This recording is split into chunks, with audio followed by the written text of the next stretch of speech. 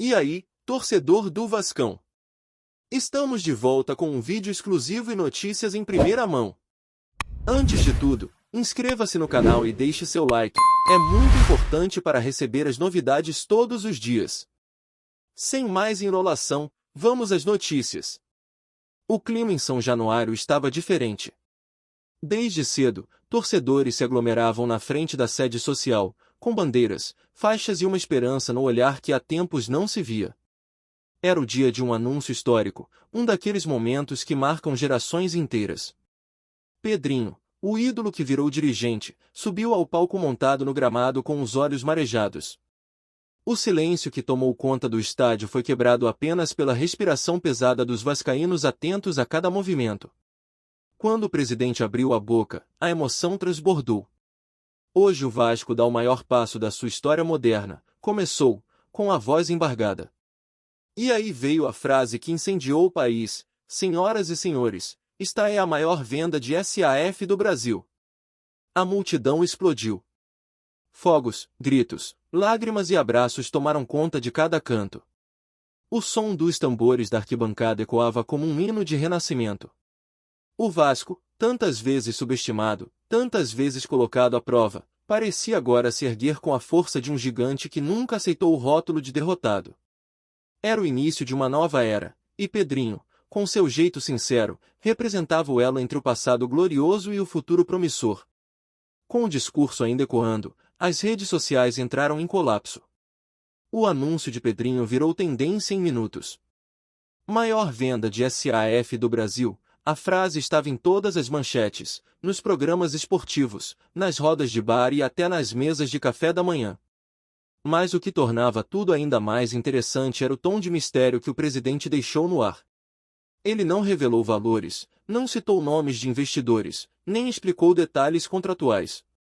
Apenas garantiu que o Vasco passaria a ter um parceiro de peso mundial. A torcida começou a especular: seria um fundo árabe? Um grupo europeu? Ou quem sabe um bilionário brasileiro apaixonado por futebol? As suposições pipocavam em cada canto, e quanto mais o silêncio oficial permanecia, mais o rumor ganhava força. Pedrinho, experiente dentro e fora de campo, parecia saber exatamente o que estava fazendo. Seu discurso emocionado foi pensado para mexer com o coração do torcedor, e conseguiu. O sentimento de pertencimento voltou a pulsar. Pela primeira vez em muito tempo, o Vasco não parecia correr atrás de ninguém, era o protagonista do futebol nacional. Enquanto isso, nos bastidores, fontes próximas à diretoria confirmavam que as negociações vinham sendo costuradas há meses, em sigilo absoluto. Pedrinho teria conduzido tudo de forma pessoal, sem intermediários, confiando apenas em um pequeno círculo de conselheiros.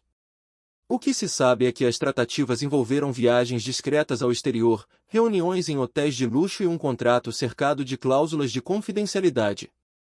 A venda da SAF do Vasco, segundo rumores, ultrapassaria todos os recordes anteriores no futebol brasileiro, deixando para trás negócios como o do Botafogo e do Cruzeiro.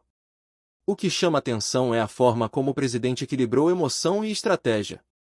Seu discurso não foi apenas institucional, foi humano, passional, cheio de referências ao sofrimento do torcedor e à importância de resgatar a alma vascaína. Ele chorou, e muitos choraram junto. Para os mais velhos, foi como reviver o espírito dos anos 90. Para os mais jovens, o prenúncio de um novo começo. O Vasco, que parecia fadado à reconstrução eterna, dava agora um passo definitivo rumo ao protagonismo. A imprensa esportiva correu para decifrar o enigma. Jornalistas tentavam confirmar quem estaria por trás da tal maior venda de SAF do Brasil, mas a muralha de sigilo era quase intransponível. Alguns colunistas afirmavam que se tratava de um consórcio americano ligado a uma gigante da tecnologia, disposta a investir pesado na marca Vasco. Outros apostavam em investidores do Oriente Médio, encantados pela paixão da torcida e pela localização estratégica do Rio de Janeiro. Havia até quem dissesse que Pedrinho teria recebido sondagens de um grupo europeu com forte presença no futebol, disposto a transformar São Januário em um centro de excelência esportiva. Nenhuma dessas versões foi confirmada, mas todas ganharam força. Cada nova hipótese era como gasolina jogada no fogo da expectativa. Pedrinho, por sua vez, mantinha-se sereno, quase poético em suas poucas declarações posteriores. O Vasco é grande demais para pensar pequeno, disse a uma rádio local, reacendendo o orgulho do torcedor que nunca desistiu, mesmo nas piores fases. Nas ruas, o sentimento era de festa e redenção. Carreatas espontâneas se formaram no entorno de São Januário, e os bares lotaram de vascaínos vestidos com a Cruz de Malta. Agora vai, diziam entre risadas e abraços, como se o peso de anos de sofrimento tivesse, enfim, se dissolvido. As lojas oficiais registraram filas para a compra de camisas e produtos. A frase maior venda de SAF do Brasil estampava cartazes e memes, virando novo grito de guerra. E no meio dessa explosão de alegria, o nome de Pedrinho se transformou em sinônimo de esperança. O ex-jogador, conhecido por sua elegância dentro de campo, mostrava que também sabia jogar o jogo fora das quatro linhas.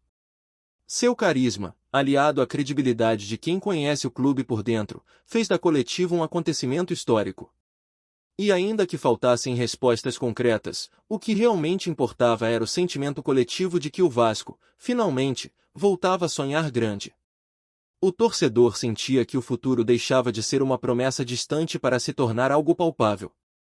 Mas, como toda grande história do futebol, também havia um clima de suspense no ar. Ninguém sabia exatamente o que viria a seguir. Os números ainda seriam revelados, os nomes dos investidores permaneciam guardados, e o contrato final estava prestes a ser assinado. Mesmo assim, a sensação era de que algo gigantesco se aproximava. Analistas econômicos do esporte já falavam em cifras bilionárias e em um plano ambicioso de modernização do clube, com novas instalações, centro de treinamento de padrão europeu e projetos sociais voltados à comunidade. Pedrinho parecia ter entendido que o Vasco precisava mais do que dinheiro, precisava de propósito, identidade e reconstrução moral. Sua fala, carregada de emoção e verdade, foi interpretada como um manifesto de fé no futuro. E se o torcedor é movido por fé, o momento era de acreditar. A história estava sendo reescrita, não apenas com cifras, mas com alma. O Vasco, tantas vezes tombado, levantava-se mais uma vez, e dessa vez, com um grito que ecoaria em todo o Brasil. Nos dias seguintes ao anúncio, o país inteiro só falava disso. Programas esportivos abriram suas edições com imagens do discurso de Pedrinho, repetindo em looping o momento exato em que ele dizia, com os olhos marejados, a maior venda de SAF do Brasil. As rádios reproduziam os aplausos da torcida, e as redes sociais explodiam em teorias. Cada novo detalhe que surgia, mesmo que mínimo, era dissecado por torcedores e especialistas. Muitos lembravam que Pedrinho sempre foi um nome avesso a exageros, um cara de palavra. Por isso, quando ele falou em maior venda, o país inteiro entendeu que não se tratava de marketing vazio. Ele sabia o peso de suas palavras. A cada nova entrevista, Pedrinho reforçava o caráter histórico do negócio, sempre destacando que o Vasco não estava sendo vendido, mas sim valorizado. O que nós fizemos foi garantir que o clube tivesse futuro, disse. Essa frase caiu como uma bomba emocional nos corações vascaínos, ressignificando a relação entre paixão e modernidade no futebol brasileiro. Enquanto as especulações seguiam, começaram a surgir informações de bastidores sobre os bastidores da negociação. Fontes ligadas ao mercado financeiro esportivo afirmavam que o acordo teria sido fechado com uma holding multinacional que atua em diversas áreas, desde tecnologia e entretenimento até marketing esportivo global. A empresa teria enxergado no Vasco uma marca com potencial de expansão mundial, capaz de rivalizar com clubes europeus em termos de identidade e engajamento de torcida. O valor, segundo esses rumores, ultrapassaria os 2 bilhões de reais, algo jamais visto no país. Pedrinho, fiel ao estilo sereno, teria exigido cláusulas que garantissem a manutenção da cultura vascaína, o respeito à história do clube e investimentos sociais em São Cristóvão. A notícia fez crescer ainda mais o respeito do torcedor, que enxergou nele um verdadeiro guardião da Cruz de Malta. Não era apenas uma transação comercial, era um pacto entre passado e futuro, firmado sob a bênção da paixão. A emoção tomou conta até de quem não era vascaíno. Comentaristas de outros clubes reconheceram o simbolismo do momento. O Vasco mostrou que é possível crescer sem perder a alma, disse um jornalista esportivo em rede nacional. Essa frase resumiu o sentimento de muitos. O Brasil inteiro parecia torcer, ainda que discretamente, pelo sucesso dessa nova era cruz-maltina. São Januário virou ponto turístico, com torcedores de outros estados visitando o estádio para sentir de perto a energia do renascimento. A diretoria, sob a liderança de Pedrinho, planejava uma série de eventos comemorativos e um amistoso internacional de gala para marcar a nova fase. Nos corredores do clube, o clima era de otimismo e responsabilidade. Funcionários, que antes viviam incertezas, agora falavam em futuro, estabilidade e orgulho. O Vasco, que tantas vezes enfrentou o caos administrativo, parecia finalmente encontrar uma bússola, e o capitão desse novo rumo tinha nome, sobrenome e coração vascaíno. Mas como toda grande mudança, o processo também levantou dúvidas e desconfianças. Parte da torcida organizada pedia mais transparência sobre os termos da venda. Alguns conselheiros exigiam que o contrato fosse divulgado integralmente, temendo que o clube perdesse poder de decisão a longo prazo. Pedrinho, atento, convocou uma coletiva para acalmar os ânimos. Em tom firme, mas sereno, garantiu que nada seria assinado sem a aprovação do conselho e que o Vasco manteria controle majoritário das decisões esportivas. O investidor é parceiro, não dono, afirmou, arrancando aplausos dos presentes. Sua postura reforçou a confiança da torcida. Ele falava como torcedor, mas agia como gestor. E é justamente essa combinação que o transformou em símbolo dessa nova era. A autenticidade de Pedrinho fazia toda a diferença. Em tempos de dirigentes distantes, ele parecia entender a alma vascaína com uma precisão quase poética. Era como se o clube, através dele, finalmente voltasse a se olhar no espelho. Os números começaram a vazar pouco a pouco. Fontes próximas à diretoria revelaram que o contrato previa investimentos imediatos em infraestrutura, categorias de base e no elenco profissional. Haveria um plano de 5 anos para reerguer o Vasco no cenário internacional, com metas esportivas e financeiras bem definidas. A promessa era transformar o clube em potência da América do Sul, com um modelo de gestão profissional e sustentável. Pedrinho, em entrevista exclusiva, destacou que a prioridade seria devolver o orgulho ao torcedor. O impacto foi imediato, novos patrocinadores se aproximaram, empresas manifestaram interesse em parcerias, e a base de sócios torcedores disparou. A marca Vasco voltou a ser valorizada. E por trás de tudo, estava aquele discurso, simples e verdadeiro, que ressoou como uma oração coletiva. O torcedor percebeu que, mais do que um negócio, o momento simbolizava o reencontro com a própria história. Um novo ciclo começava, e o Brasil inteiro assistia. No fim das contas, o rumor se transformou em realidade, e a frase de Pedrinho entrou para o folclore do futebol brasileiro. A maior venda de SAF do Brasil virou um marco, um divisor de águas entre o passado de incertezas e o futuro de ambição. O Vasco voltava ao noticiário não como coadjuvante, mas como protagonista. E Pedrinho, com sua voz embargada e olhar sincero, se consolidava como um dos grandes líderes da história cruz-maltina. Seu gesto emocionado não foi apenas de presidente, foi de torcedor que acredita, mesmo quando tudo parece perdido. E talvez seja justamente isso que faz o Vasco ser o que é, um clube que, mesmo ferido, nunca deixou de lutar.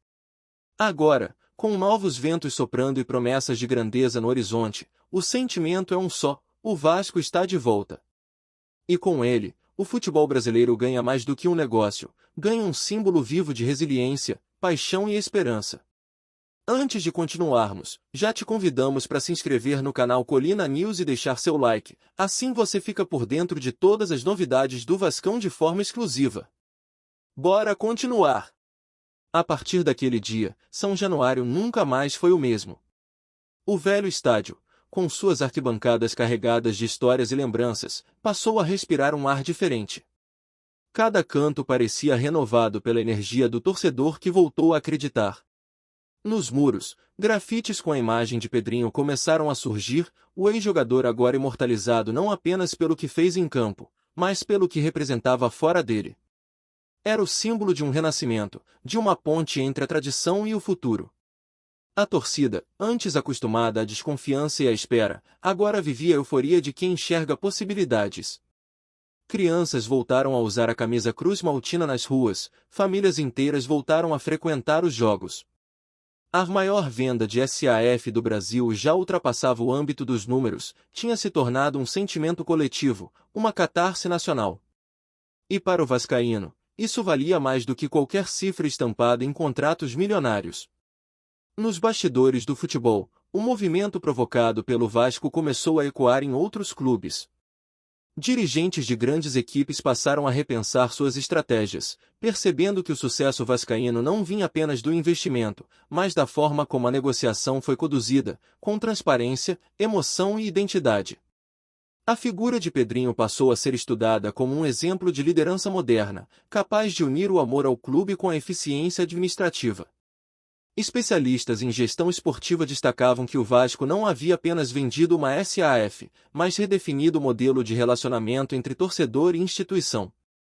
Eles venderam um projeto, não uma alma, comentou um analista em um programa de TV, resumindo o que muitos pensavam.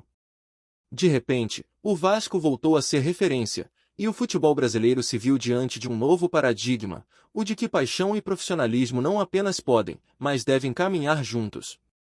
Enquanto os olhos do país se voltavam para o Rio, Pedrinho mantinha a serenidade de quem sabe o tamanho da responsabilidade que carrega. Em seu escritório, entre maquetes de projetos futuros e fotos antigas com a camisa do Vasco, ele refletia sobre o que ainda estava por vir. O desafio, ele dizia, era transformar o entusiasmo em resultados concretos, sem perder o vínculo emocional que move o clube. Isso aqui não é só futebol, é sentimento, repetia quem o ouvia. E talvez fosse exatamente por isso que seu discurso emocionado continuava ecoando, mesmo semanas depois. O Vasco tinha conseguido o que parecia impossível, unir o país em torno de uma história de superação e fé. A maior venda de SAF do Brasil já não era apenas um anúncio, era o primeiro capítulo de uma nova epopeia Cruz Maltina, escrita com suor, lágrimas e, acima de tudo, esperança. Trazemos notícias atualizadas do Vasco todos os dias. Inscreva-se no nosso canal e dê um like para continuar recebendo notícias exclusivas. Compartilhe também a sua opinião sobre essa notícia nos comentários, isso é muito importante para o Vasco da Gama. Até o próximo vídeo.